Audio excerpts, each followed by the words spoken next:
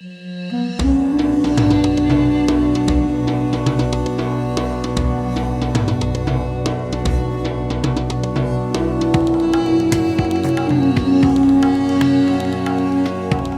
afternoon and welcome to this week's edition of Halftime Talk. I'm delighted to have joining us today Mr. Yerevan Saeed, the Barzani Scholar in Residence, Politics, Governance and Economics at the American University in Washington, D.C. Thank you, Yerevan, for joining us. My pleasure. Thanks for having me. It's certainly very fortuitous timing, although this interview was scheduled some time ago, that we have you this week as the special guest, because inevitably the news on the weekend in Syria tends to color everything that we might be talking about now, and especially your area of expertise. Let's start off with just your general reaction, your thoughts about the events of the last week, rather than where they might go. We'll get to that, but how did we arrive at this point? The general narrative at the moment seems to be, oh my goodness, this happened so quickly, I wasn't expecting it, and so forth. Your thoughts about the events that transpired over the last week with the overthrow of the Assad regime after 50 years? Yeah, as you mentioned, it was really a surprise for everyone. It is some sort of an earthquake or tsunami that rocket, the Middle East and neighboring countries. No one expected, but obviously this has been in making for the last 6 months, according to, the rebels, according to Tahrir al-Sham. They have been trying to buy in the commanders of the Syrian army in various provinces and areas of the country, and I think they were successful in doing so. The result, we saw that there was no resistance when Ahrar al-Sham fighters, descended towards, various provinces and cities, all the way to Damascus. Also, let's, remember, what has happened since October 7th of 2023. Israel and various Iranian proxies have been in this constant war, and they were weakened by the Israeli military in Palestine, in Lebanon, especially Hezbollah, because the Assad regime was really dependent on the Hezbollah fighters for repelling and also taking back, territories from 2015. Hezbollah infrastructure, military has been downgraded financially. It has been completely broken. Weapons have been destroyed by Israel. And so Hezbollah was really, forced to withdraw some of these fighters from the front lines to Lebanon to stop the Israelis. Therefore, it appears that all the stars really aligned for this onslaught or attack by the rebel group. Is they capitalize it of the weakness of the Iranian proxies that have prompted Assad for the last 10 years. And also Russia, which has been one of the backers of the Assad regime, also had been occupied, consumed by the war in Ukraine. The Russian economy is not doing well. Probably President Putin, reached the conclusion that it was not worth saving the Assad regime. But what is interesting about Russia, it has been able so far to maintain its naval base in Syria. It has an air base in, Hamiin air base in Latakia. So far, the rebels have not attacked these bases because Russia was really instrumental in helping Assad, and also is really responsible for killing of hundreds, if not thousands, of Syrians. So there appears to be some sort of understanding between the rebel group Tahrir al-Sham and also the Russian at the moment. And Is there any Russian. sense that there is any grander bargain than that? I mean, that's kind of on the ground level bargaining. What about global bargaining? Did Russia back off? Do they get a deal in the east of Ukraine? Did Iran run away, or did they calculate that it was a sensible decision to abandon Assad after 50 years? I mean, these are fairly big decisions. They could have fought. Russia could have fought. Iran could have deployed resources, but they chose not to. Was that a choice? I think I think it was not a choice. It was more, their calculated, decision. For me, it seems like some sort of a strategic retreat by the Iranian and also by the Russian, because Putin was able to, evacuate, Assad and the family. Probably it gave his words, or Russia gave his words to the rebels. Okay, I'm going to do that. There should be some sort of understanding. I will be able to maintain my bases in Syria, because there's a long-term agreement between Syria, at least the former regime, and Russia, for maintaining this relationship.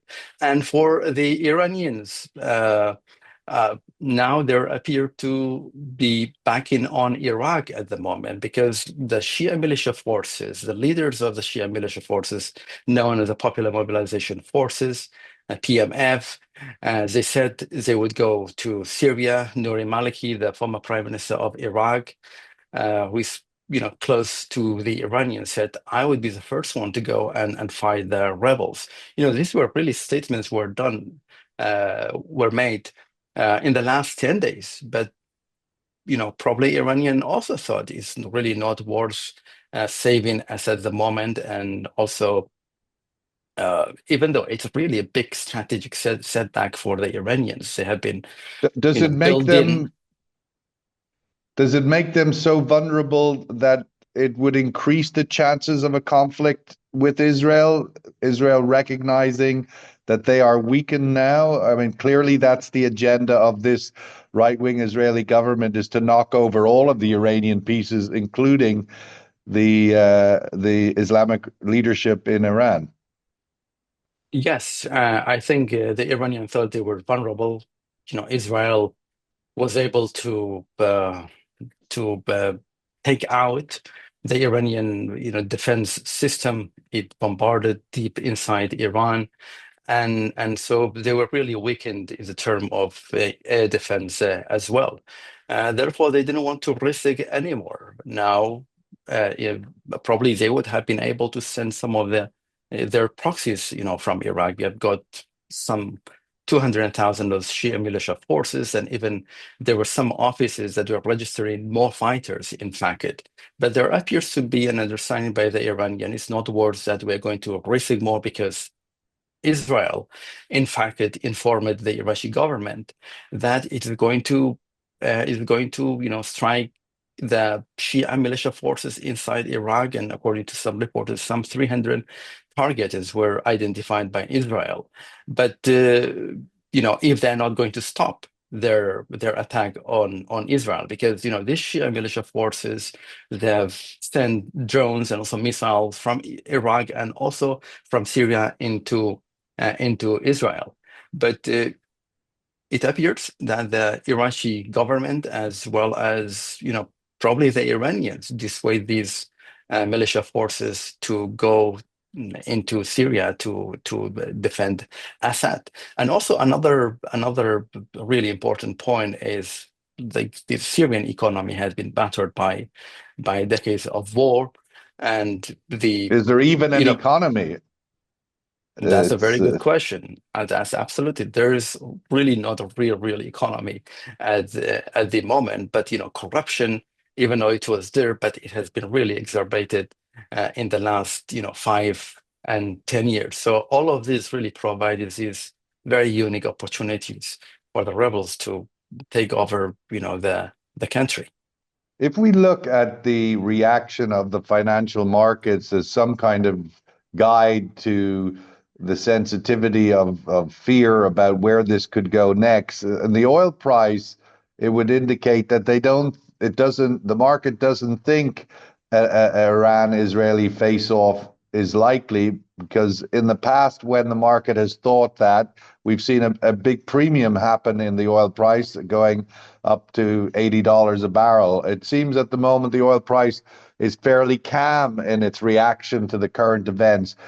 Is that a right assessment, do you think? Is the oil markets underestimating what the risk of this event escalating further, or what are your thoughts on that? I think that's a right assessment, because at the moment the only credible proxy that the Iranian can use is the Houthis, because the rest, especially in Lebanon and Syria, have been disseminated, at least like weakened to a point that they would not be able to pose serious security and military threats to Israel.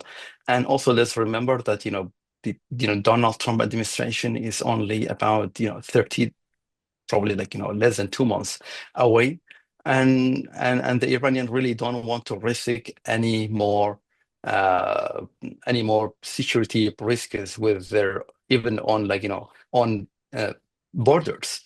And also the oil market did not respond to this because first, Syria is really not producing any oil, I mean, in the term of exportation.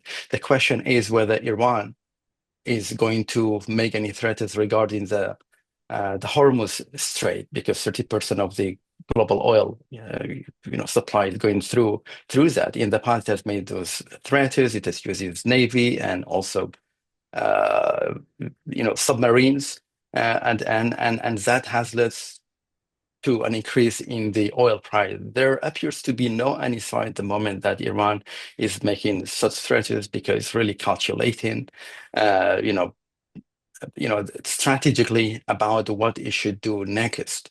Because now Iran is completely vulnerable, and with the change of the administration, they know that they are anti-Iranians, and all the almost hawkish uh, people, politicians in the US will be part of the Trump administration. They have promised to tighten sanction against Iran. So Iran really does not want to antagonize, the US, or, the next US president anymore. When we look at the oil story here, in the future of Syria, this is, as you said, pre I don't know pre when you go back to, but ultimately Syria used to produce about 400,000 barrels of oil a day. It was in the largely Kurdish area of northeast Syria, that has been somewhat under the protection or under the partnership of the United States for some time.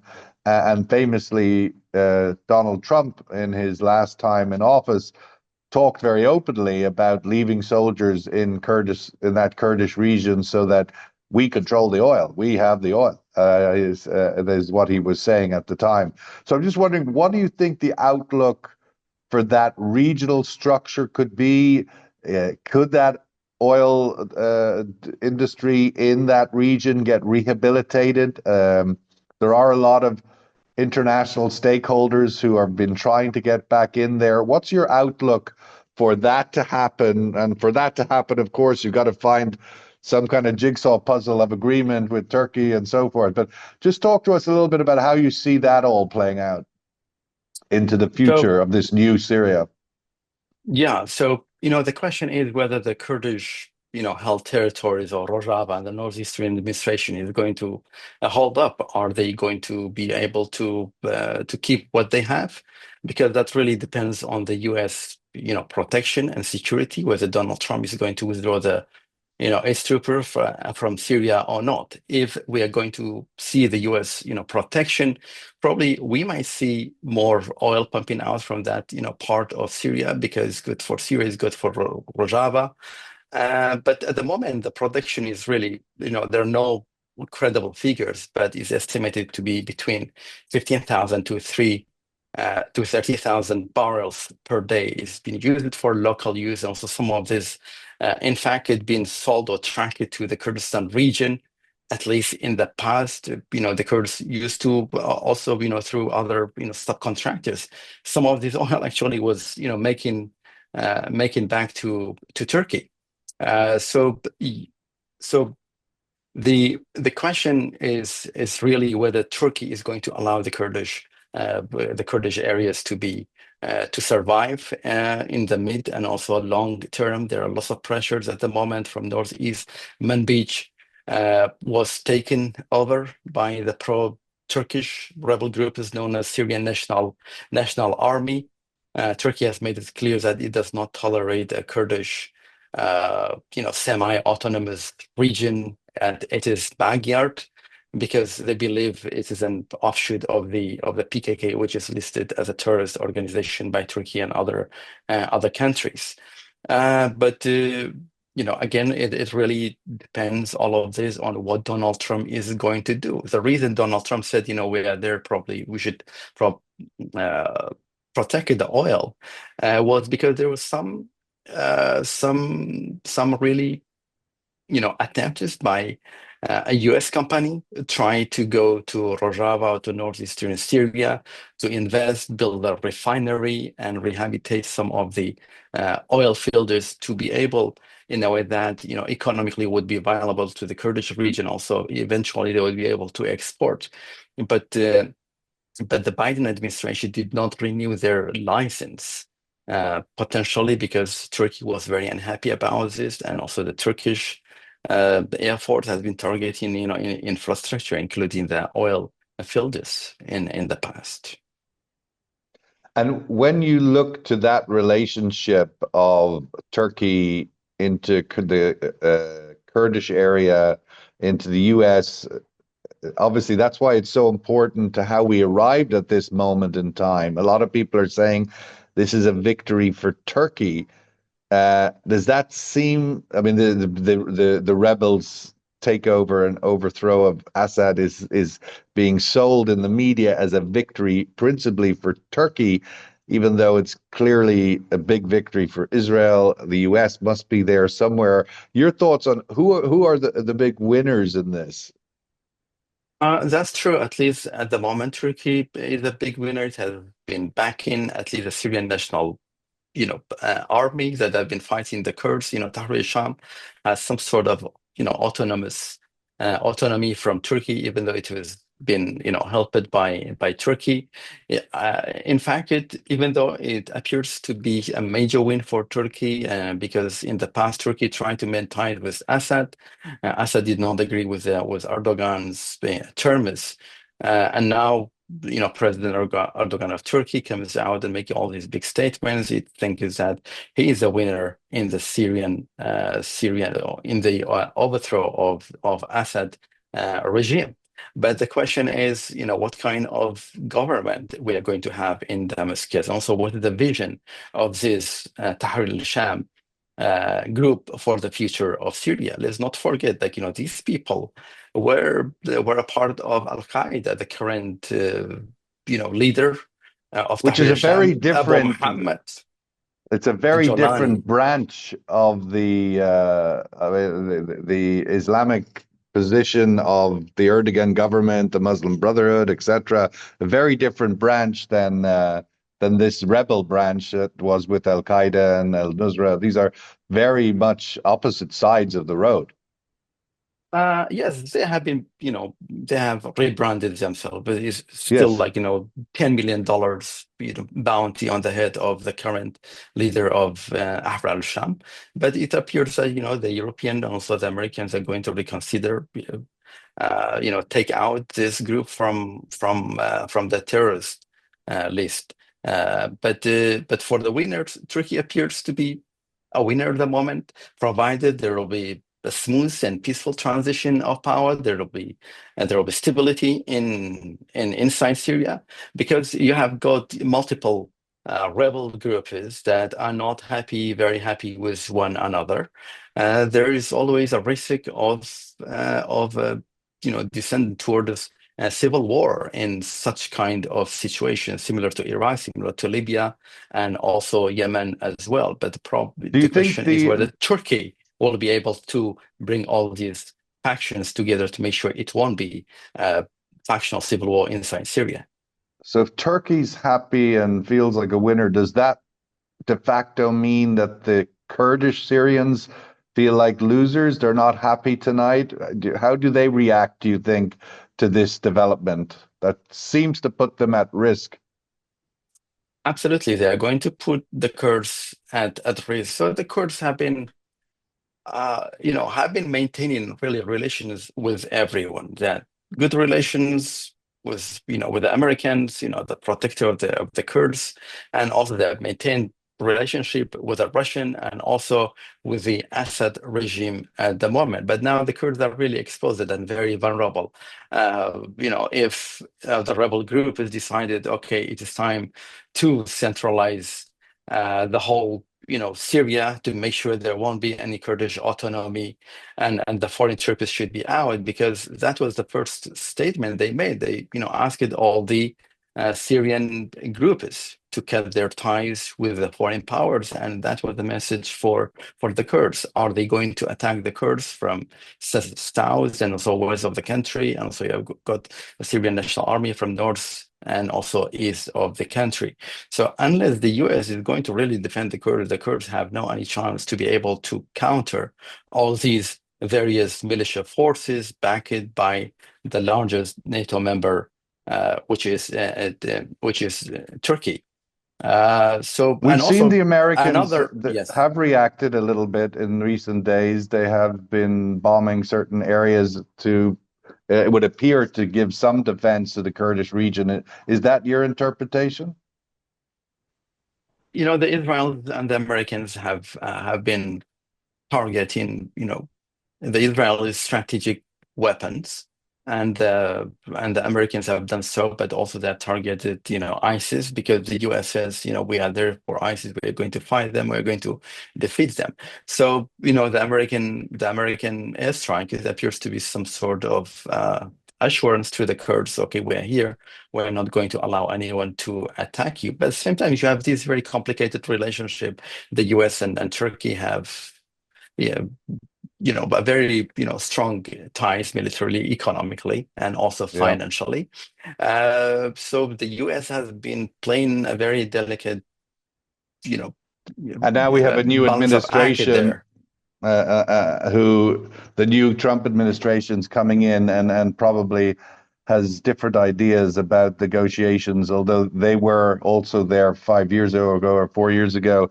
Um, let's just finish up, Yerevan, talking about the Kurdish regions of northern Iraq. Of course, another significant oil producing region, and similarly had the capacity to export about 400,000 barrels of oil through Turkey, the Ceyhan pipeline. That's been stopped for some nearly 18 months now. Your thoughts on how is that caught in a web, and can that web be unlocked? Your thoughts on the situation in northern Iraq in Kurdistan? So the Kurdish oil export was halted after the Iraqi government took to Turkey to the Paris Arbitration or International Chamber of Commerce in Paris. The decision was in favor of Iraq. Turkey violated 1972 agreement that allowed only the Iraqi government to use the pipeline to export oil. And after that, you had the Iraqi Supreme Court, because the Ministry of Oil and the Iraqi government has taken the KRG to the Supreme Court, since 2013 that the Kurds exported oil, but no decision was made. But suddenly, everything really exploded, and in the term of, the tide was against the Kurds or the KRG in 2023. The Iraqi Supreme Court, sided with the Ministry of Oil, and the Iraqi government said that the Kurds don't have any right to export oil, and also the 2007 Kurdistan region's oil and gas law is invalid, is unconstitutional. So that made Turkey to stop the oil exports, and since the KRG has been able to uh, uh, produce oil, but sell it in a very, very discounted, price in the market, in the local market, which is about $30 at the moment, even though it was completely, shut down oil production, but now nearly 300,000 barrels of oil are produced, and some exported, via truck to the neighboring countries. Others are sold in the local market. But but the centerpiece of the dispute really has been the operation cost of the international oil companies that operate in the Kurdistan region, because what you have in the Kurdistan region is a production sharing Right. contractors, which is different from what the Iraqi government has given or ordered to the oil companies. These, because of Kurdistan geology and also the cost of production, the Kurdish oil production per barrel is much, much higher what you have in Basra and in any other province in Iraq. So in 2023, the Iraqi government, the Iraqi parliament passed a law for about 3 years. It put the cost of production in the Kurdistan region at $6, and that was very, very minimal. It was really nothing compared to the cost of production in the Kurdistan region. So they have been really trying to, settle almost everything. The Kurds agreed that, okay, some of the states' oil marketing company to export oil, they're ready to give the oil to SOMO, but the friction or disagreement over cost of production has been a major problem. The Iraqi government and the KRG reached a political agreement. They said, okay, we are going to put the oil production compensation for the IOCs at $16. This was, agreed in the Council of the Ministries meeting. Sorry, It was $16 per yes, barrel as yes, their fee for production. that is correct. And Right. the Iraqi parliament was ready to amend the budget, Article 12 of the budget law. They made, the first reading, late in November. It was supposed to pass actually last Thursday, but there was disagreement, and some of the Shia factions of the MPs did not allow that to pass. And now again we are square one. The Iraqi parliament is in recess. Is not going to reconvene until next year. Therefore, the pipeline is going to remain shut down for the moment, probably until there will be some sort of political agreement again, and also And the meanwhile, budget will be amended. meanwhile, the Kurds will continue to sell their oil in ad hoc ways at a discount in the local market by trucks or by different methods. That's more or less That how is things will continue. Yes, I think that's going to continue. I think it's a loss for the KRG, for the people of Iraq, and also for the Iraqi government as well, because in the last 18 months, it's estimated that the KRG or Iraq in general have lost about 20 billions of dollars, really for no reason except that it is political, and this has to be settled in a way that serves the people of Iraq in general. Because now what you have is a complete unaccountability of the oil market in the Kurdistan region. Oil is sold in a very discounted way. It is not clear, about the revenues. If we have the ITP, opened, at least these $400,000, the revenue where it goes, and also Yeah. it will be just beneficial for both countries, for both It's a terrible governments. it's a terrible amount of money to lose for a country that needs every dollar. We're going to have to wrap it up there. As I said, this was a very timely and relevant subject matter, and so we're very grateful, and we thank you, Yerevan Saeed, Barzani Scholar in Residence, Politics, Governance, and Economics at the American University in Washington, D.C. Yerevan, thank you so much for your time. Thank you very much. It's a pleasure.